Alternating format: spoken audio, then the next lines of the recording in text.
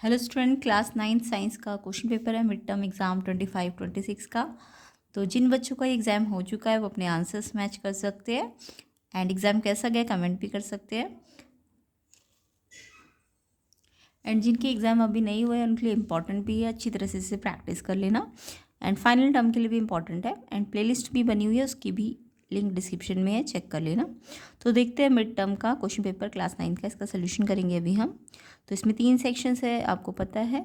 तो section A में bio के क्वेश्चंस है, सेक्शन बी आपका केमिस्ट्री है। तो अभी फ़िलहाल हम इसका सेक्शन सी फिज़िक्स के न्यूमेरिकल्स एंड फिज़िक्स के एमसीक्यूज़ को डिस्कस कर लेते हैं एंड देन बाद में इसको सेकंड पार्ट में इसकी सेक्शन ए और बी को करेंगे। तो ये सारे क्वेश्चंस आपके बायो में से हैं। सेक्शन बी में आपके what happens to the motion of particle when solid is heated, solid heat करने से क्या होगा। तो ये आंसर्स आपको इसके नेक्स्ट पार्ट वाली वीडियो में मिलेंगे। अभी हम इसका सेक्शन सी फिज़िक्स कर लेते हैं। तो चलिए स्टार्ट करते हैं इसके सॉल्यूशंस। तो देखिए सेक्शन सी है आपका, which of the following is an example of uniform circular motion. तो यूनिफॉर्म सर्कुलर मोशन मैंने आपको बहुत डिटेल में समझा रखा था पहले भी। जब भी यूनिफॉर्म सर्कुलर मोशन हो तो यूनिफॉर्म तो आपको समझ में आता है कि वेलोसिटी, यूनिफॉर्म सर्कुलर मोशन का मतलब आप सोचते हो कि वेलोसिटी कांस्टेंट, नहीं। सर्कुलर के केस में वेलोसिटी कांस्टेंट नहीं होगी, स्पीड कांस्टेंट होगी बट वेलोसिटी कांस्टेंट नहीं होती, क्योंकि सर्कुलर मोशन है तो डायरेक्शन तो चेंज होती है ना। तो डायरेक्शन चेंज का मतलब वेलोसिटी भी चेंज मानी जाएगी। तो यहाँ पे यूनिफॉर्म सर्कुलर मोशन का मतलब स्पीड तो कांस्टेंट होता है बट वेलोसिटी कांस्टेंट नहीं होता। तो यहाँ पे एग्जाम्पल पूछा है आपसे, सैटेलाइट सर्कुलर ऑर्बिट में अगर घूम रहा है तो वो क्या यूनिफॉर्म सर्कुलर मोशन है। देखो सर्कुलर है तो यानी वेलोसिटी तो स्पीड सेम रहनी चाहिए, है ना। स्पीड, वेलोसिटी नहीं, स्पीड सेम रहनी चाहिए। तो सैटेलाइट अगर ऑर्बिट में घूमता है तो सेम स्पीड से ही तो घूम रहा होता है ना। दूसरा है इसका car turning on a curved road at a changing speed. अब देखो चेंजिंग स्पीड है तो स्पीड तो कांस्टेंट होती है जब भी सर्कुलर मोशन होता है। तो स्पीड चेंज हो रही है ये तो बिल्कुल भी नहीं है इसका example. Person walking in a circle varying speed, varying का मतलब भी चेंज होता है, तो स्पीड चेंज करके वो घूम रहा है सर्कल पे, तो स्पीड चेंज नहीं है ना। आपको तो कांस्टेंट रखनी है यूनिफॉर्म सर्कुलर मोशन में, तो यहाँ तो चेंज हो रही है तो ये भी सर्कुलर यूनिफॉर्म नहीं है। ऑब्जेक्ट अगर अंडर ग्रेविटी गिर रहा है तो ये भी सर्कुलर मोशन नहीं है। तो सर्कुलर मोशन वैसे तो ये ए बी सी तीनों थे बट यूनिफॉर्म बोला है तो इसलिए सिर्फ ए वाला सैटेलाइट जो है वो, क्योंकि सेम स्पीड से चलता है सैटेलाइट तो स्पीड सेम होनी चाहिए तभी यूनिफॉर्म सर्कुलर मोशन होगा। ए ऑप्शन इसका आंसर है। तो किस किस बच्चे ने ऑप्शन ए पे टिक किया है, बिल्कुल करेक्ट आंसर है। तो आई होप सबने A option, satellite in a circular orbit around the earth, ये यूनिफॉर्म सर्कुलर मोशन है, क्योंकि यूनिफॉर्म सर्कुलर मोशन में स्पीड कांस्टेंट होती है, चेंज नहीं होनी चाहिए। ओके, वेलोसिटी चेंज हो रही है डायरेक्शन के कारण बट स्पीड तो कांस्टेंट रहेगी। तो सैटेलाइट की स्पीड कांस्टेंट रहती है, ए ऑप्शन आंसर है। नेक्स्ट क्वेश्चन देखिए, which of the following can never be negative. इनमें से कौन सी टर्म है जो नेगेटिव नहीं हो सकती। नेगेटिव डिस्प्लेसमेंट तो नेगेटिव हो सकता है क्योंकि वेक्टर क्वांटिटी है तो नेगेटिव हो जाएगा। वेलोसिटी भी वेक्टर क्वांटिटी है, ये भी नेगेटिव हो सकती है। एक्सलेशन भी वेक्टर क्वांटिटी, तो जो वेक्टर क्वांटिटी है वो नेगेटिव हो सकती है, वो जीरो भी हो सकती है, पॉजिटिव भी हो सकती है, बट जो स्केलर क्वांटिटी है ना वो कभी नेगेटिव नहीं होती। जैसे डिस्टेंस है, डिस्टेंस कभी नेगेटिव नहीं हो सकता। तो इन्होंने बोला कौन सी है जो कभी नेगेटिव नहीं होगी, तो डिस्टेंस इसका आंसर है, क्योंकि वो स्केलर है और वो हमेशा नेगेटिव नहीं होता, पॉजिटिव होता है। तो डिस्टेंस कैसा होता है, ऑलवेज पॉजिटिव होता है, तो इसलिए डिस्टेंस आंसर है इसका, सी ऑप्शन। ठीक है, नेक्स्ट क्वेश्चन देखते हैं। A body move 10 meter north and then 10 meter south in 10 seconds, what is the average velocity. तो यहाँ पे बोला पहले बॉडी 10 मीटर नॉर्थ गई एंड देन वहाँ से 10 मीटर साउथ आई 10 सेकेंड में। तो यानी कहने का मतलब है अगर मान लो बॉडी ए पे थी, अब नॉर्थ का मतलब तो ऊपर वाली डायरेक्शन होती है ना, आपको डायरेक्शंस आती है ना, ये नॉर्थ होता है, ये साउथ होता है, ये क्या होता है, ये ईस्ट होता है और ये वेस्ट होता है। तो पहले यहाँ से बॉडी नॉर्थ पे गई और फिर नॉर्थ से जब यहाँ पे पहुँची उसके बाद साउथ मतलब यहाँ है, तो यहाँ से फिर वापस आई, है ना। तो पहले ए से बी गई होगी, फिर बी से वापस ए आई, तो ए से बी भी 10 गई है और साउथ में भी कितना, फिर यहाँ पहुँचने के बाद फिर वो बी से ए भी कितना आई, 10 ही आई। तो ए से बी भी आपको 10 दिया है, बी से ए भी 10 दिया है। ए से बी मतलब साउथ नॉर्थ गई और फिर बी से ए साउथ आई, साउथ नीचे होता है ना। तो यानी 10 पहले ऊपर गई फिर 10 ही वापस आई, तो 10 ही वापस आई तो वापस ए पे आ गई ना। तो अगर ए पे आ गई तो इनिशियल फाइनल तो सेम हो गया, तो डिस्प्लेसमेंट जीरो हो जाएगा। तो जब भी इनिशियल फाइनल सेम हो तो इनिशियल ये डिस्प्लेसमेंट कितना होता है, 0 होता है, क्योंकि जितना वो ऊपर गई वापस उतना ही नीचे आई है साउथ में, तो डिस्प्लेसमेंट 0। अब एवरेज वेलोसिटी सबको पता है, total displacement upon total time. अब डिस्प्लेसमेंट तो 0 आया है, तो 0 अपॉन टाइम कुछ भी लो तो 0 आएगा, तो इसका आंसर 0 मीटर पर सेकेंड, ऑप्शन बी है। तो आई होप सबका आंसर यही आया होगा। कमेंट ज़रूर करना कि किस किसने 0 मीटर पर सेकेंड लिखा है इसका आंसर। नेक्स्ट क्वेश्चन देखिए, which of the following is true about unbalance forces. Unbalance forces के लिए कौन सी बात ट्रू है? तो अनबैलेंस फोर्सेस आपको समझाया भी था मैंने कि जिसमें एफ नेट जो होता है, टोटल एफ निकालोगे जब आप, तो वो आपका 0 नहीं होना चाहिए, है ना।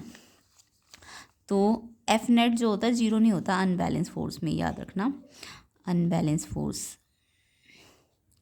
जैसे आप किसी चीज़ को, किसी को पुल कर रहे हो, मान लो 10 फोर्स से, 10 न्यूटन के फोर्स से, और इधर वाला इसी ऑब्जेक्ट को 5 न्यूटन के फोर्स से पुल करेगा, तो ये अनबैलेंस फोर्स है, क्योंकि इधर से आपने 10 लगाया, इधर से 5 लगाया, तो एफ नेट कितना आ जाएगा, 10 माइनस 5 यानी 5 न्यूटन का आ जाएगा।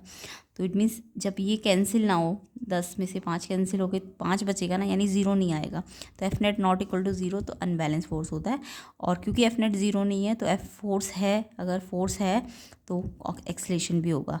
तो जो अनबैलेंस फोर्स होते हैं वो एक्सलेशन कॉज करते हैं, जबकि बैलेंस फोर्सेस में क्या होता है, इधर से आपने 10 खींचा तो इधर से भी 10 ही लगेगा, तो 10 माइनस 10 कितना हो जाता है, 0, तो यानी एफ नेट 0 होता है बैलेंस फोर्स में, है ना। तो बैलेंस फोर्स समझ आ गया, जब एफ नेट आपका 0 होगा और एक्सलेशन भी 0 हो जाएगा। बट ये जो अनबैलेंस फोर्स होते हैं F net not equal to 0 होता है, जिसके मतलब इसका एक्सलेशन देते हैं, ये ऑप्शन सी आंसर है।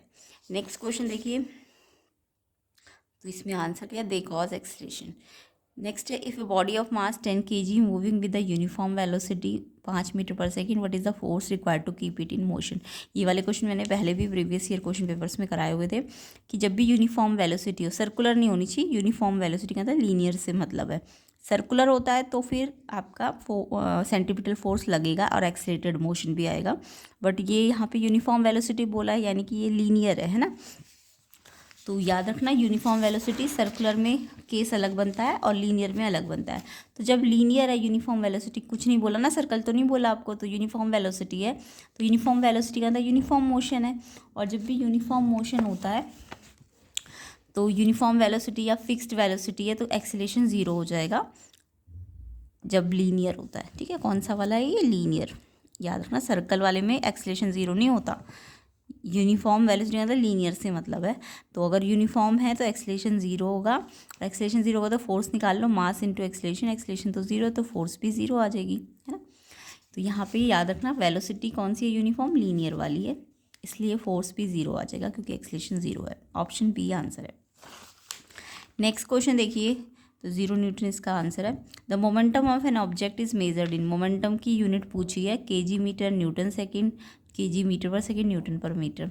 तो यहाँ पे मोमेंटम का फॉर्मूला आपको पता है, मोमेंटम मतलब पी बराबर होता है मास इंटू वेलोसिटी।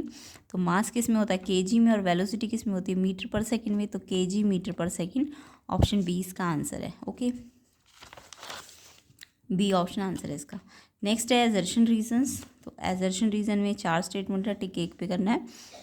तो यहाँ पे 32 में एजर्शन है, if a car increases it velocity 0 to 60 km/h in 5 second. तो इसका ये क्या एक्सीलरेटिंग है, यस एक्सीलरेशन मतलब चेंज इन वेलोसिटी, वेलोसिटी तो चेंज हो रही है, 0 से 60 हो गई, तो जब भी वेलोसिटी में चेंज आएगा तो एक्सीलरेशन तो होगा पक्का। तो एजर्शन बिल्कुल ठीक है, क्योंकि वेलोसिटी चेंज हो रही है जिसके कारण एक्सीलरेशन आएगा। एक्सीलरेशन क्या होता है, change in velocity upon time, v minus you by T. अगर आपको इसे कैलकुलेट करना होता तो v में ध्यान रखना, v आपको ना km/h में दिया है, जबकि टाइम सेकेंड में दिया है। तो पहले SI यूनिट पे चेंज करूँ, तो 60 को मीटर पर सेकेंड में लाने के लिए 5/18 करोगे, तो ये मीटर पर सेकेंड में आ जाएगी, कट जाएगा 3 6 और फिर ये 2 से कटेगा, तो ये 50/3 आ जाएगा v, और ये तो 0 ही है, अपॉन में टाइम 5 है, तो 5 रेसिप्रोकल हो जाएगा, नीचे 5 है ना, तो ये रेसिप्रोकल 1/5, तो 10/3 इसका एक्सलेशन है, यानी कि एक्सलेशन तो आएगा। तो वैसे भी कैलकुलेशन करने की ज़रूरत नहीं थी, आपको जब भी दिखे चेंज इन वेलोसिटी है, यानी वेलोसिटी चेंज हो रही है, तो जब भी वेलोसिटी चेंज होगी तो एक्सलेशन तो आएगा ही आएगा, यानी ये नॉन यूनिफॉर्म मोशन है ना, तो एक्सलेशन तो होगा नॉट इक्वल टू 0। तो यस एजर्शन बिल्कुल ठीक है। कि जब वेलोसिटी चेंज हो रही है तो एक्सेलरेटिंग बॉडी है, यस बिल्कुल करेक्ट है। Acceleration occurs only when speed remains constant, speed constant होती है तो एक्सेलरेशन आता है, नो स्पीड कांस्टेंट होगी तो वेलोसिटी चेंज ही नहीं हुई ना, तो वेलोसिटी चेंज नहीं हुई तो एक्सेलरेशन थोड़ी ना आएगा। तो एक्सेलरेशन अक्कर तब होता है जब स्पीड चेंज होती है या वेलोसिटी चेंज होती है, तो ये गलत है, रीज़न गलत है आपका। तो एजर्शन सही है, रीज़न गलत है, ऑप्शन सी आंसर है इसका, ठीक है। एजर्शन सही बट रीज़न गलत।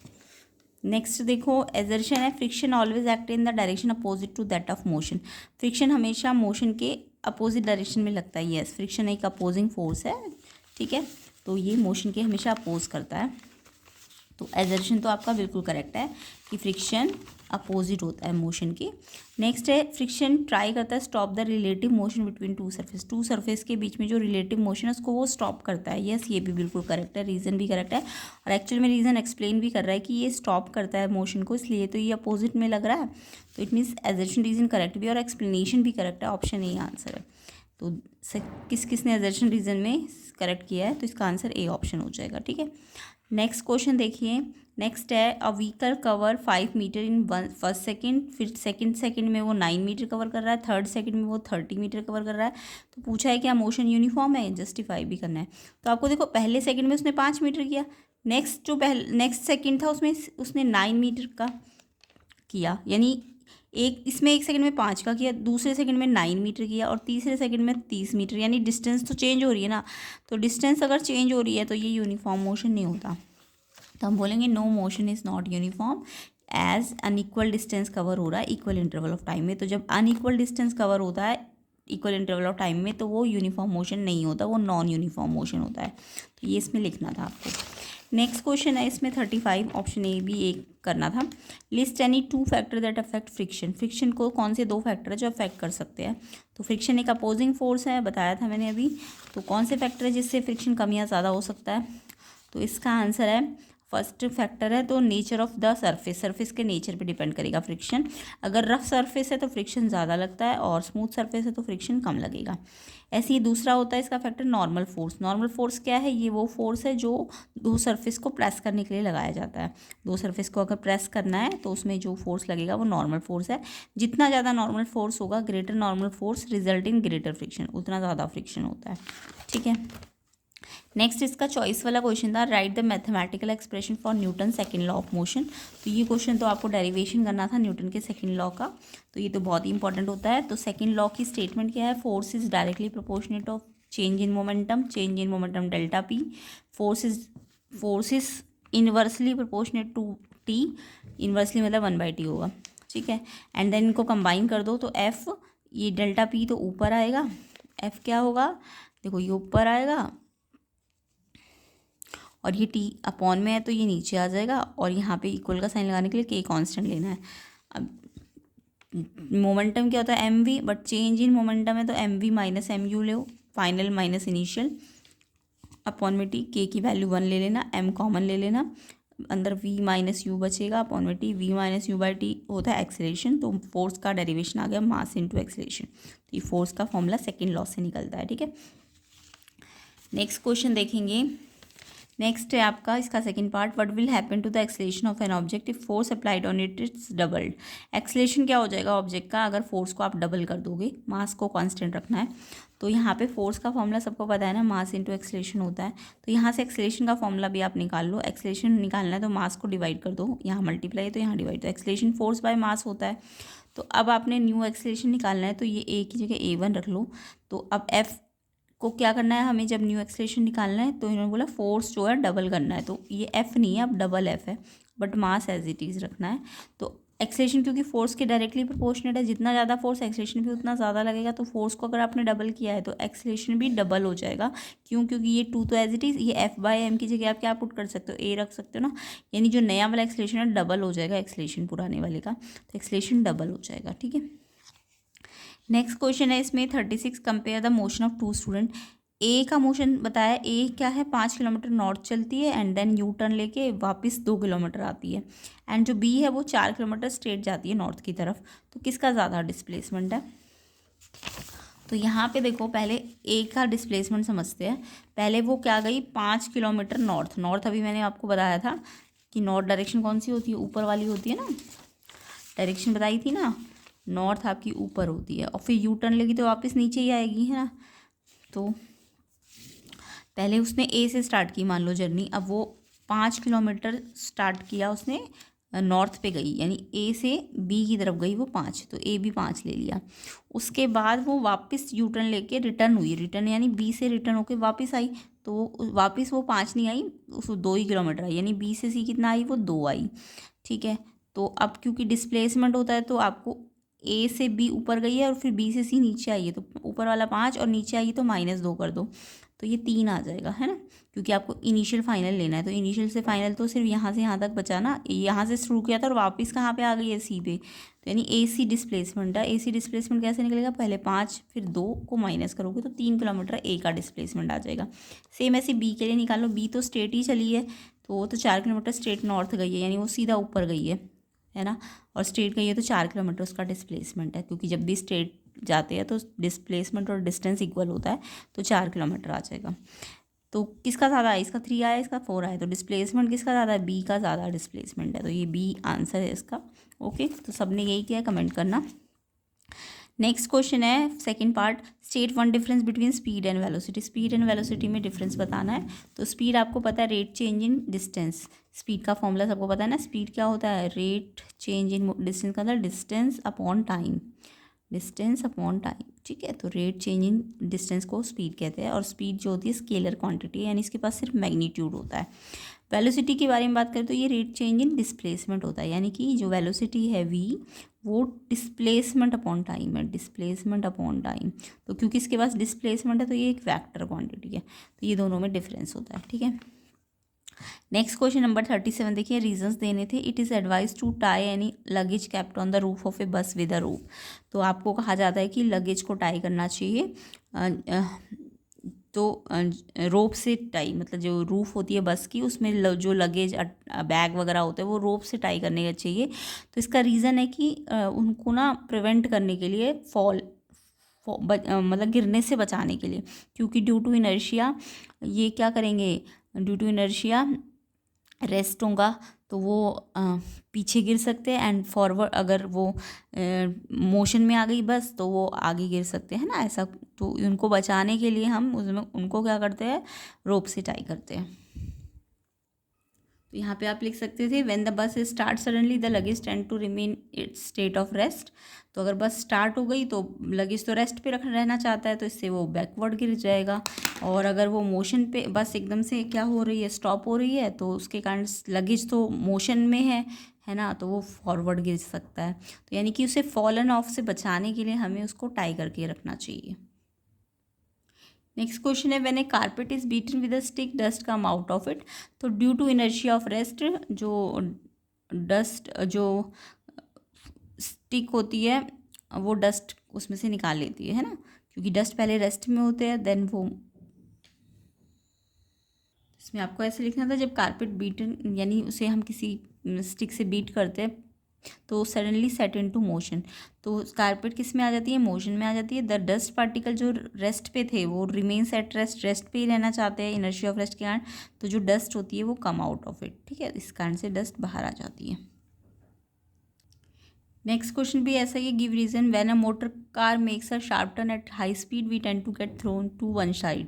तो आपने देखा भी होगा, जब आप मोटर कार या फिर कार में बैठते हो तो जब हाई स्पीड से कोई शार्प टर्न आता है तो आप एक साइड हो जाते हो, तो लेफ्ट साइड हो जाते हो और राइट साइड हो जाते हो। तो इसमें भी वही है कि due to inertia body resist करती है चेंज को, तो स्ट्रेट जाना चाहती है बट वो रजिस्ट कर रही है चेंज को, तो वो हल्का सा क्या हो जाती है, एक साइड बेंट हो जाती है। ठीक है, तो ये इसका आंसर है।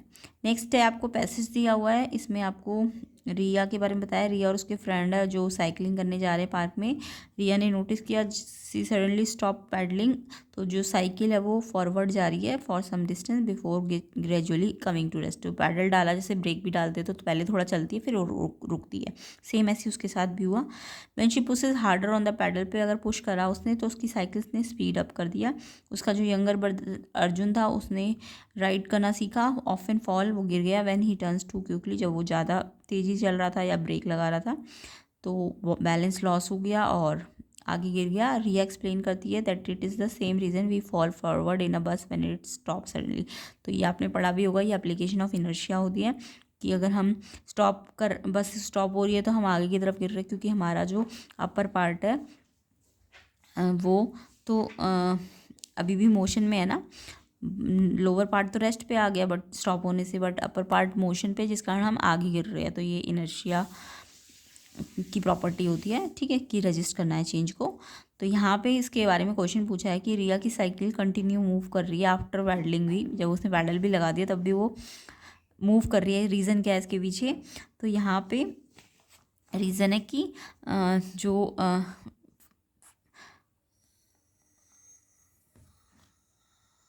तो इसका रीज़न क्या है? Due to inertia of motion. जो अगर उसने पैडल भी लगाया तब भी मोशन का इनर्शिया होने के कारण वो चेंज को रजिस्ट कर रहा होगा एंड वो थोड़ी देर तक चलेगा एंड देन थोड़ी देर बाद वो स्लो डाउन हो जाएगा, ठीक है, जब तक कोई एक्सटर्नल फोर्स उस पर वर्क नहीं करेगा, लाइक फ्रिक्शन फोर्स है ना।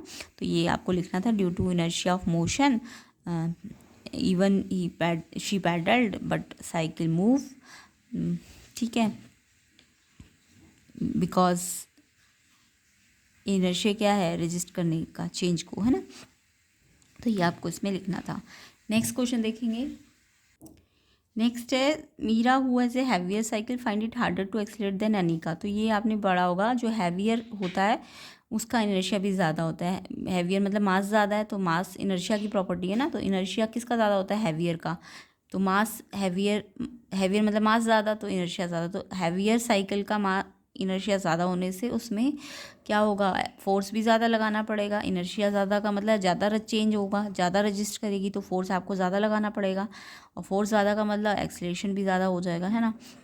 तो इसमें आपको ये लिखना था, मीरा की हैवियर साइकिल होने के कारण क्या होगा? Due to heavier cycle Meera cycle has more inertia more force and so acceleration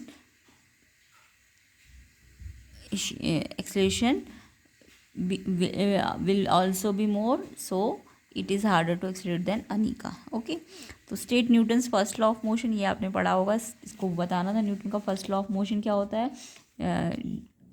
first law of motion state that if a body remains at rest it remains to rest, and if it is in motion then it remains in motion, ठीक है, या it is a property of inertia to resist the change. तो ये आपका first law of motion है या law of inertia है। Next है इसका ऑप्शन वाला question, explain a situation from the above case where Newton third law is visible. Third law कहाँ पे है? यहाँ पे अभी मैंने आपको बताया था कि उसने क्या करा, पैडल पे पुश किया और उसकी साइकिल स्पीड अप हो गई। तो यहाँ पे इस लाइन पे क्या लग रहा है? थर्ड लॉ लग रहा है, यानी उसने एक्शन किया तो उसका रिएक्शन हो गया, है ना। तो ये आपको लिखना था। नेक्स्ट है इसमें 39 में ए और बी में से एक अटैम्प्ट करना था। तो यूनिफॉर्म लीनियर मोशन और यूनिफॉर्म सर्कुलर मोशन में डिफरेंस पूछा था। तो ये मैंने आपको बहुत डिटेल में पहले भी बता दिया है और अभी भी बता रही हूँ कि यूनिफॉर्म लीनियर मोशन होता है। तो देखो, यूनिफॉर्म का मतलब किससे है? चाहे वो सर्कल हो चाहे लाइन हो, स्पीड तो कांस्टेंट है दोनों केस में। यूनिफॉर्म लीनियर मोशन में भी स्पीड सेम है और यूनिफॉर्म सर्कुलर मोशन में भी स्पीड सेम है। बट वेलोसिटी की बात करें तो यूनिफॉर्म लीनियर मोशन में वेलोसिटी भी कांस्टेंट होती है, लेकिन सर्कुलर मोशन में वेलोसिटी कांस्टेंट नहीं होती है। तो यहाँ पे आपको बताना था इन दोनों में डिफरेंस,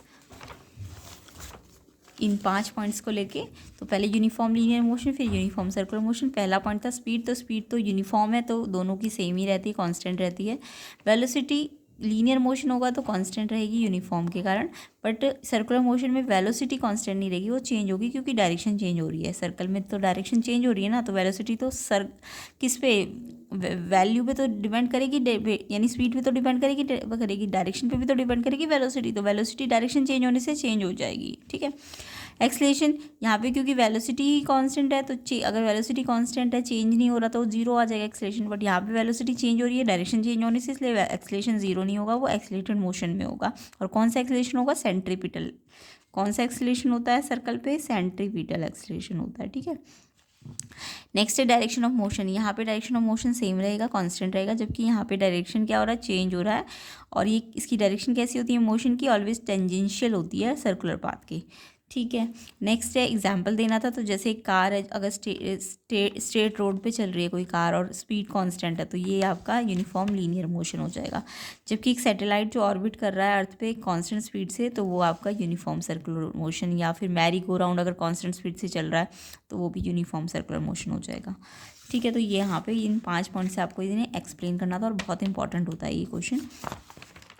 नेक्स्ट ऑप्शन वाला क्वेश्चन है, इसमें भी आपको सर्कुलर मोशन से ही क्वेश्चन है। एक स्टोन है जो टाइड किया एक स्ट्रिंग से एंड उसको हमने घुमाया, उसकी रेडियस, उसने एक सर्कल बनाया घुमाते हुए, तो वो 0.5 मीटर रेडियस का सर्कल बना एंड स्पीड आई 4 मीटर पर सेकेंड।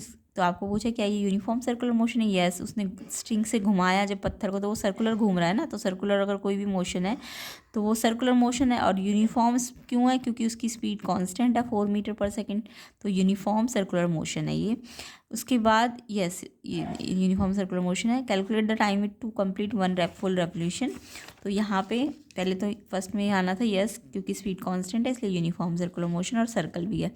एंड स्पीड टाइम निकालने के लिए आपको सर्कल की वेलोसिटी निकालनी है। वेलोसिटी क्या होता है? Distance upon time. अब सर्कल है तो डिस्टेंस तो उसका सरकमफ्रेंस के बराबर हो जाएगा ना, राउंड लगा रहा तो उस डिस्टेंस सरकमफ्रेंस है 2πr।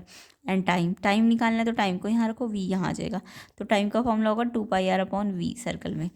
अब 2π की वैल्यू 22/7, आर रेडियस 0.5, पॉइंट हटेगा तो 10 नीचे आ गया, अपॉन में वी वेलोसिटी 4 थी, 5 से कट गया 2 पे ये कटा, फिर 22/7, 4 को रेसिप्रोकल करो, डिवाइड में ना तो रेसिप्रोकल कर दो, तो ये 11/14 यानी 0.7 समथिंग सेकेंड टाइम आ जाएगा आपका। नेक्स्ट क्वेश्चन है इसमें, what is the direction of force acting on the stone. तो जब स्टोन को हम घुमा रहे सर्कल पे तो उसकी डायरेक्शन कैसी है? अभी मैंने बताई थी आपको, जो फोर्स है स्टोन पे वो सेंटीपिटल है और उसकी जो डायरेक्शन होती है towards the centre of circle होती है। जो सेंटीपिटल फोर्स है वो सेंटर ऑफ सर्कल की तरफ डायरेक्शन होती है उसकी। And what would happen if the string break. अगर स्ट्रिंग ब्रेक हो जाएगी तो क्या होगा? अगर स्ट्रिंग ब्रेक हो गई तो सेंटीपिटल फोर्स जो होगा वो एब्सेंट हो जाएगा, और अगर फोर्स ही एब्सेंट है तो यानी स्टोन क्या होगा? वो फ्लाई ऑफ हो जाएगा एक स्ट्रेट लाइन बनाता हुआ tangent to circular path breaking point पे। कहाँ पे? उसके ब्रेकिंग पॉइंट पे वो टेंजेंशली सर्कुलर पाथ के क्या हो जाएगा? फ्लाई ऑफ हो जाएगा उस जगह से। Next explain why this motion is accelerated. ये मोशन एक्सलेटेड क्यों है? जबकि यूनिफॉर्म है फिर भी एक्सलेटेड है, क्यों है? क्योंकि वेलोसिटी चेंज हो रही है। क्यों चेंज हो रही है सर्कुलर मोशन में वेलोसिटी? क्योंकि डायरेक्शन चेंज हो रही है।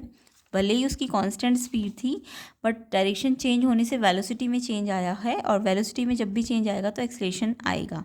तो ये इसका रीज़न है। ठीक है, क्यों है accelerated motion uniform circular motion? क्योंकि उसमें वेलोसिटी डायरेक्शन चेंज होने से चेंज होती है। तो यहाँ पे हमारा फिजिक्स पोर्शन कवर होता है। तो आगे नेक्स्ट जो वीडियो बनेगा उसमें हम सेक्शन ए और बी को भी कंप्लीट करेंगे, जिसके लिए आपको वीडियो को ज़्यादा से ज़्यादा शेयर करना है, ज़्यादा से ज़्यादा लाइक करना है। जल्दी 1000 लाइक आप कर दीजिए तो सेक्शन ए और बी का भी आपको डिटेल सोल्यूशन मिल जाएगा। एंड प्लेलिस्ट को चेक कर लेना, फाइनल एग्जाम के लिए भी ये इंपॉर्टेंट है, इसे अच्छी तरह से प्रैक्टिस कर सकते हो और नेक्स्ट ईयर वाले बच्चों के लिए भी इंपॉर्टेंट है। तो इसका पार्ट 2 जो बनेगा उसका लिंक भी मैं डिस्क्रिप्शन में डालूंगी एंड प्लेलिस्ट का लिंक भी डिस्क्रिप्शन में डालूंगी। एंड वीडियो को ज़्यादा से ज़्यादा शेयर कर दो, लाइक कर दो, चैनल में नहीं हो तो चैनल को सब्सक्राइब जरूर करना।